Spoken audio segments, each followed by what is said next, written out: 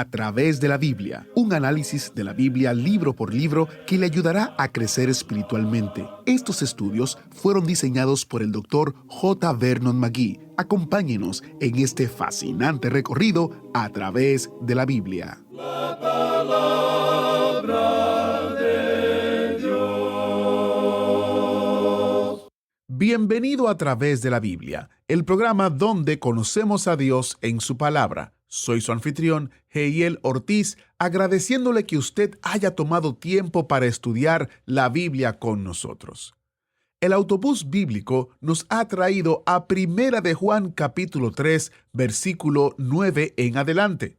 Estamos, por así decirlo, en la mitad de la carta, y nuestro recorrido nos ha brindado una perspectiva interesante de Dios, su amor, su gracia y nuestro compromiso. Hoy podremos responder a la pregunta, ¿cómo puedo saber que realmente alguien es cristiano? Realmente esto no es tan sencillo, pero hoy aprenderemos que la palabra de Dios describe algunas características que nos pueden ayudar a identificar y a discernir.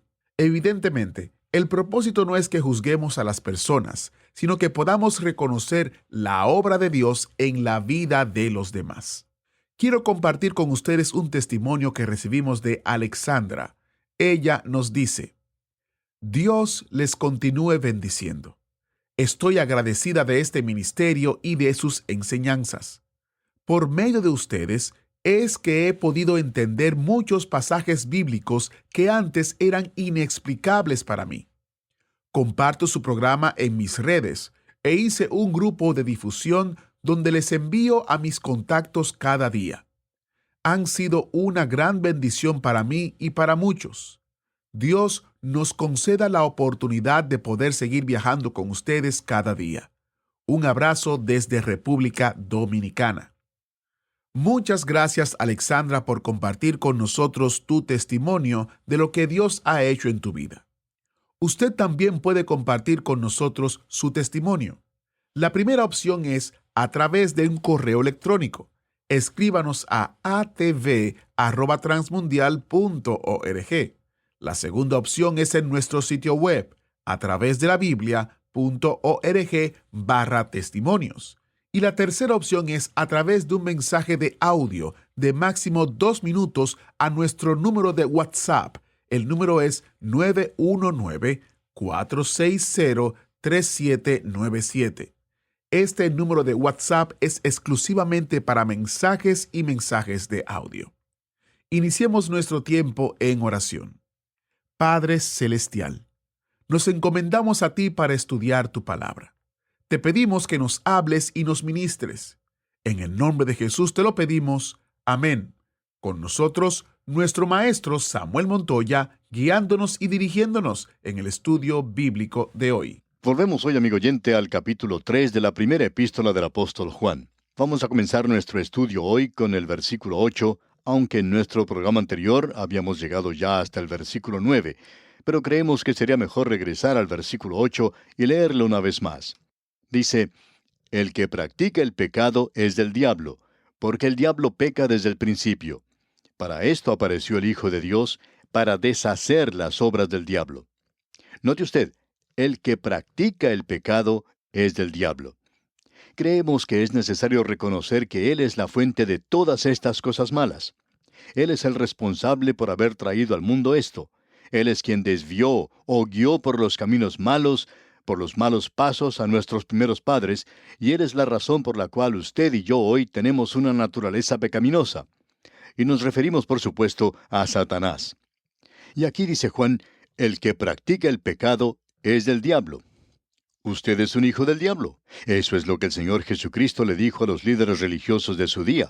Usted recuerda, les dijo: vosotros sois de vuestro padre el diablo, y los deseos de vuestro padre queréis hacer. Lo interesante es que nosotros hacemos las cosas de nuestro padre. Ahora, si su padre es el diablo, entonces usted se va a comportar como él. Pero si su padre es el Padre Celestial, entonces usted tendrá esa naturaleza y se va a comportar como él. Porque aquí dice Juan: el que practica el pecado es del diablo, porque el diablo peca desde el principio. Él comenzó a pecar entonces y lo ha estado haciendo desde esa época. Él se encuentra en rebelión contra Dios. Ahora Juan agrega, para esto apareció el Hijo de Dios, para deshacer las obras del diablo. El Señor Jesucristo murió por los pecados del mundo. Juan el Bautista dice, He aquí el Cordero de Dios que quita el pecado del mundo. Y esa es la paga del pecado. Si usted confía en Cristo, entonces sus pecados quedan detrás de usted. Usted es salvo en Él. Esos pecados nunca serán presentados otra vez en lo que a su salvación se refiere. Usted ha confiado en Él. Pero amigo oyente, aquí se nos dice también que no solo quita el pecado, sino que apareció para quitar nuestros pecados. Él era sin pecado. Él no tenía una naturaleza pecaminosa. Él era completamente inofensivo, sin contaminación y separado de los pecadores. Pero Él era un ser humano, y Él murió como nuestra ofrenda por el pecado. Él pagó ese castigo. Pero aquí también se nos dice que Él apareció para quitar nuestros pecados. En realidad, amigo oyente, la palabra nuestros no aparece en los mejores manuscritos, sino que dice que Él vino para quitar pecados de los creyentes, todos los pecados. Es decir, para hacer posible que usted viva la vida cristiana. Y con esto entramos al tema de esta sección. Cada creyente tiene dos naturalezas. De eso nos habla el apóstol Pablo en su epístola a los Romanos capítulo 7, versículo 19. Él dijo, porque no hago el bien que quiero, sino el mal que no quiero, eso hago. Es decir, que él no podía hacer lo que quería la nueva naturaleza. La vieja naturaleza había estado en control por tanto tiempo que continuaba haciendo las mismas cosas. De modo que Pablo dice, porque no hago el bien que quiero, el de la nueva naturaleza, sino el mal que no quiero, eso hago. La vieja naturaleza se mantiene aquí, no va a servir a Dios. Él se encuentra en rebelión contra Dios. Y en Romanos, capítulo 8, versículos 7 y 8, leemos, por cuanto los designios de la carne son enemistad contra Dios, porque no se sujetan a la ley de Dios, ni tampoco pueden. Y los que viven según la carne no pueden agradar a Dios. Eso no sucede sino hasta cuando uno ha nacido de nuevo. Y luego el apóstol Pablo dice en el versículo 9 de ese mismo capítulo 8 de la epístola a los Romanos, mas vosotros no vivís según la carne, sino según el Espíritu, si es que el Espíritu de Dios mora en vosotros. Y si alguno no tiene el Espíritu de Dios, no es de él. ¿Escuchó bien, amigo oyente? Mas vosotros no vivís según la carne, sino según el Espíritu. Ni siquiera existe la idea de una condición aquí. Y él continúa diciendo, si es que el Espíritu de Dios mora en vosotros. Y si alguno no tiene el Espíritu de Cristo, no es de él. Él habla muy claramente en cuanto a esto. Estamos hablando aquí de creyentes que han nacido de nuevo. No estamos hablando de creyentes que sencillamente profesan ser creyentes. No estamos hablando aquí de los miembros de la iglesia. No estamos hablando aquí de aquellos que recién han sido bautizados y que fueron bautizados antes de haber sido salvos. Aquí nos está hablando en cuanto a aquellos que han pasado a través de un rito o pertenecen a algún sistema. Estamos hablando aquí en cuanto a aquellos que han nacido de nuevo. Y notemos lo que el apóstol Juan dice. Para esto apareció el Hijo de Dios, para deshacer las obras del diablo. Y es así como hace posible que usted pueda vivir para Dios. Volviendo ahora a esta primera epístola del apóstol Juan, aquí en el capítulo 3, leemos en el versículo 9, todo aquel que es nacido de Dios no practica el pecado, porque la simiente de Dios permanece en él, y no puede pecar porque es nacido de Dios. Note usted, todo aquel que es nacido de Dios. Es decir, que aquí él está hablando de ese nuevo nacimiento.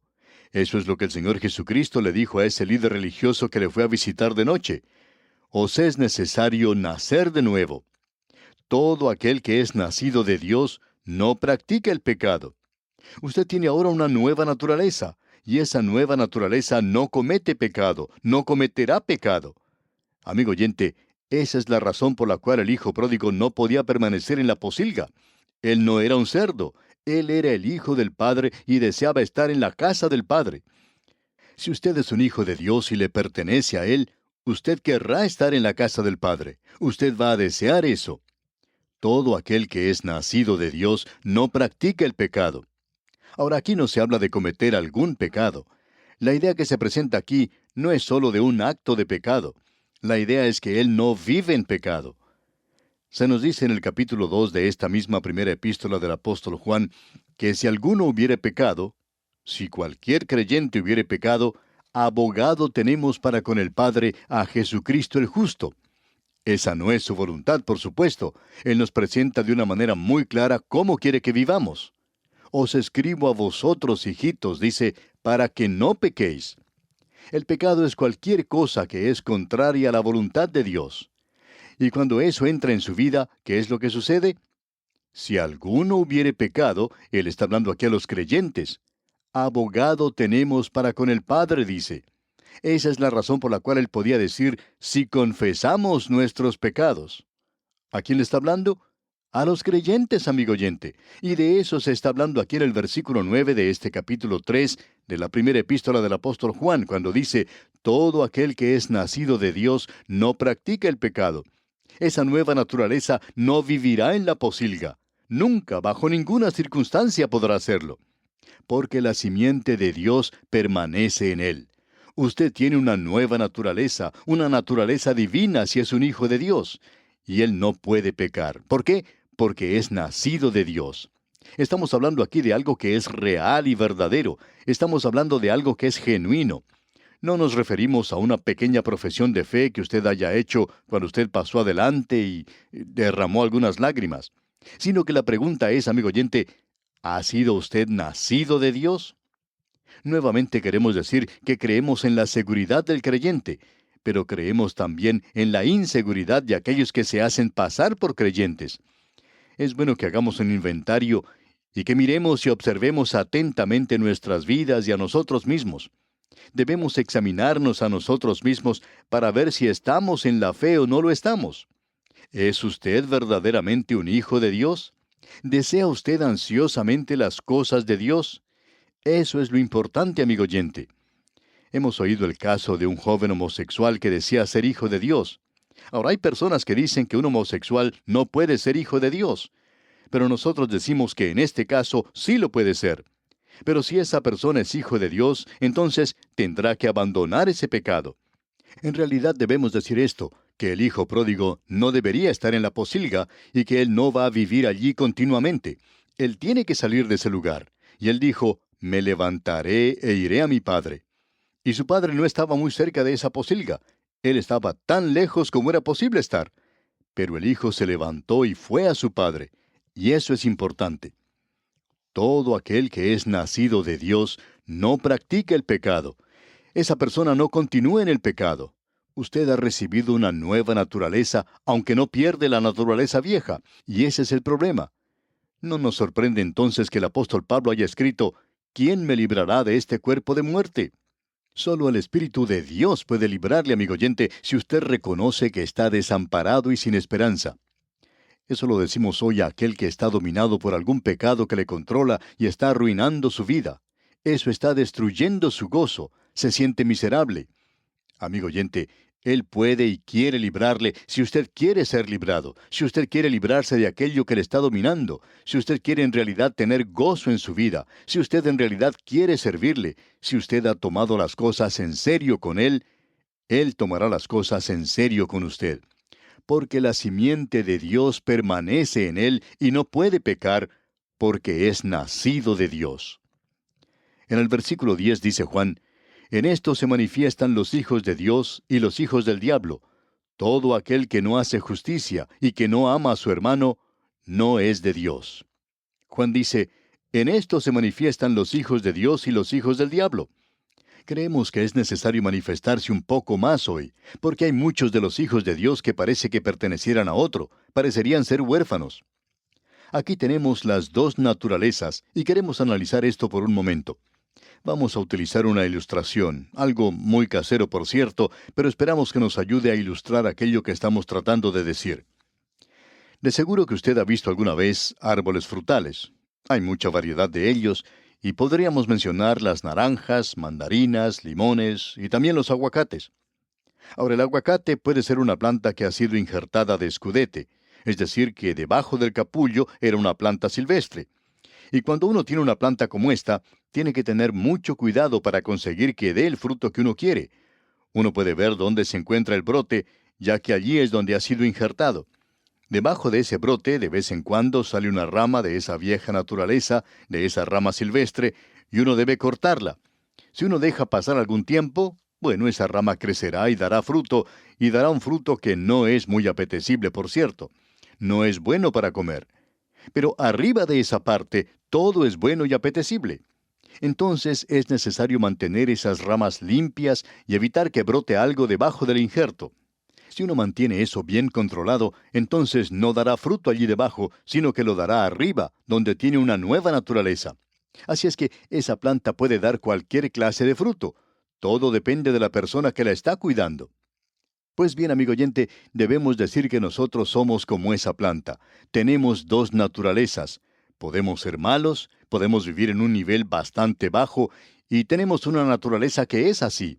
Todos nosotros la tenemos. Nunca podemos librarnos de ella, y todos estamos destituidos de la gloria de Dios. Ahora, arriba de eso, allí es donde podemos llevar fruto. Amor, gozo, paz, paciencia. Y hoy yo me siento bien, y tengo el gozo del Señor en mi corazón, y me estoy regocijando en el día de hoy. Mañana quizá me encuentre desanimado, con la cara larga, y no tendría que estar así, pero es algo que nos sucede. Y cuando hacemos eso, entonces estamos viviendo en la vieja naturaleza. Ahora el apóstol Pablo en su epístola a los Gálatas le dice a los creyentes que deben andar en el Espíritu. Uno no lo puede hacer por sí mismo. Él descubrió en su carta a los Romanos capítulo 2 que hay dos cosas, que no hay nada bueno en la vieja naturaleza, y el segundo descubrimiento es que no hay ningún poder en la nueva naturaleza. Es necesario tener ayuda. Usted no puede vivir la vida cristiana por sí mismo, amigo oyente. Usted tiene que tener ayuda. Y es solo el Espíritu de Dios el que obra en usted que puede hacer eso. Por tanto, nosotros queremos que usted produzca fruto. Esa es la razón por la cual el Señor Jesucristo dijo, «Yo soy la vid, vosotros los pámpanos». Ahora Él dice, «Yo los voy a podar, y cuando ese árbol es podado, entonces dará mejor fruto». Él hace eso para obtener un mejor fruto. Pero a veces, también esa vieja naturaleza debajo puede dar fruto. Y eso se llama las obras de la carne. Y no es algo muy atractivo, nada de lo cual podamos jactarnos. Y luego Juan dice aquí en este versículo 10 del capítulo 3 de su primera epístola, «En esto se manifiestan los hijos de Dios y los hijos del diablo. Todo aquel que no hace justicia y que no ama a su hermano, no es de Dios». Escuche bien, en esto se manifiestan los hijos de Dios y los hijos del diablo. O sea que uno los puede identificar por el fruto. «Por sus frutos los conoceréis», dijo el Señor Jesucristo. El autor de estos estudios bíblicos, el Dr. J. Vernon McGee, acostumbraba decir, «Yo no soy uno que juzga, sino que soy un inspector de fruta». Y deberíamos poder apreciar un poco de fruto en los creyentes, amigo oyente. Todo aquel que no hace justicia, dice aquí Juan, y que no ama a su hermano, no es de Dios. No interesa quién sea esa persona o cuál sea su profesión, no importa si es hombre o mujer. Si ellos no están tratando de vivir para Dios, entonces no son hijos de Dios. Si usted no tiene ningún deseo de vivir para Dios, yo no sé quién sea usted, quizá hasta sea un diácono en la iglesia. Quizá puede estar muy ocupado en la obra, pero lo importante de eso es esto, amigo oyente. Esta es la identificación.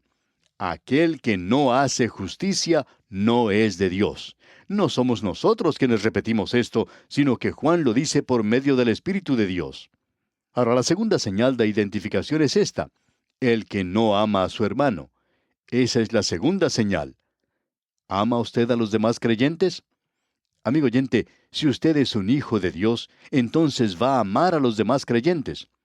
De paso, digamos que la palabra amor ocurre una y otra vez y que debemos tomar esto como corresponde aquí al mismo principio. Aquí vemos tres palabras griegas que se traducen por la palabra amor. Una de ellas es eros, y nunca se utiliza en la Biblia. Eso tiene que ver con el amor erótico, con el sexo. Y los griegos hablaban mucho en cuanto a esto, y tenían hasta una diosa llamada Eros y Afrodita. Amigo oyente, esto no es utilizado en la Biblia. También tenemos fileo, que significa amistad. Esto significa amor por los hermanos. Es un tipo de amor fraternal. La otra palabra, la palabra que es mucho más superior, es ágape. Ese es el amor de Dios. Porque de tal manera amó Dios al mundo. Allí se utiliza esta palabra ágape. Y aquí se nos dice que debemos amar a nuestros hermanos. En el presente oímos hablar tanto en cuanto al amor. Se lo asocia mucho con el sexo en muchos lugares. Pero en la Biblia no tiene de ninguna manera esa relación. Y Juan dice aquí, y que no ama a su hermano. Eso indica el tener una preocupación por su hermano, un interés por el hermano. Eso quiere decir que uno va a tratar de ayudar al hermano. No quiere decir que uno gusta de su forma de actuar o de su conversación, que las cosas que le interesan a él pueden o no pueden interesarle a usted. Eso no quiere decir que uno tenga que acercarse a él y echarle el brazo por encima, sino que indica que uno tiene que tener cierto cuidado y preocupación e interés por él. Luego en el versículo 11 dice, porque este es el mensaje que habéis oído desde el principio, que nos amemos unos a otros. Juan tiene mucho que decir en cuanto al principio. Él está hablando aquí en esta epístola en cuanto al principio que comienza con la encarnación de Cristo. El Señor Jesucristo es quien enseñó eso. Él dijo, en esto conocerán todos que sois mis discípulos, si tuviereis amor los unos con los otros. Esa sería la señal. Y Juan está reafirmando esto aquí. No es algo nuevo lo que él está diciendo. Este es el mensaje que habéis oído desde el principio. El Señor Jesucristo mismo enseñó eso. Y todos los apóstoles también lo enseñaron. Desde el principio, que nos amemos unos a otros. Este es el amor de los creyentes. Esto es algo que falta lamentablemente en muchos lugares. Luego en el versículo 12 de este capítulo 3 de la primera epístola del apóstol Juan, leemos, no como Caín, que era del maligno y mató a su hermano. ¿Y por qué causa le mató? Porque sus obras eran malas y las de su hermano justas. No como Caín, que era del maligno y mató a su hermano. Caín y Abel eran hermanos, hermanos de sangre. Ellos eran muy parecidos en muchas maneras. Sin embargo, Caín asesinó a su hermano. ¿Por qué? ¿Por qué le mató? Porque sus obras eran malas y las de su hermano justas. ¿Cuál era su problema? Celos. Ese era su problema. Ese era el gran pecado. Y ese, amigo oyente, es uno de los grandes pecados del presente. Hemos llegado al final de este programa, amigo oyente, pero aquí hay mucho que decir y por tanto vamos a desarrollar esto, Dios mediante, en la próxima oportunidad. Pero permítanos decir lo siguiente, que los celos en el día de hoy están perjudicando la causa de Cristo mucho más que cualquier otra cosa. Y este es un viejo pecado secreto que ocultan muchos creyentes. ¿Cuántas almas están celosas unas de las otras? ¿Cuántos predicadores están celosos de otro predicador? Mucha de la murmuración que existe en una iglesia tiene raíz en una cosa, los celos. Y eso es realmente algo malo, el ser celoso. Esa es la razón por la cual Caín mató a Abel. Dios había aceptado las obras de su hermano, y por eso Caín lo mató. Juan va a desarrollar ahora esta relación de los creyentes que será una verdadera prueba de nuestra fe cristiana. Veremos esto, Dios mediante, en nuestro próximo programa. Que el Señor haga una obra grande en su vida es nuestra más ferviente oración. ¿Fue de ayuda para usted el estudio de hoy? ¿Desea enviarnos algún comentario de lo que ha estado escuchando? Entonces escríbanos, no espere más. Nuestro correo electrónico es atv@transmundial.org. atv@transmundial.org. Si desea recibir las notas y bosquejos de lo que estamos estudiando, suscríbase gratis en nuestra página en internet a través de la Biblia.org/notas. A través de la Biblia.org/notas.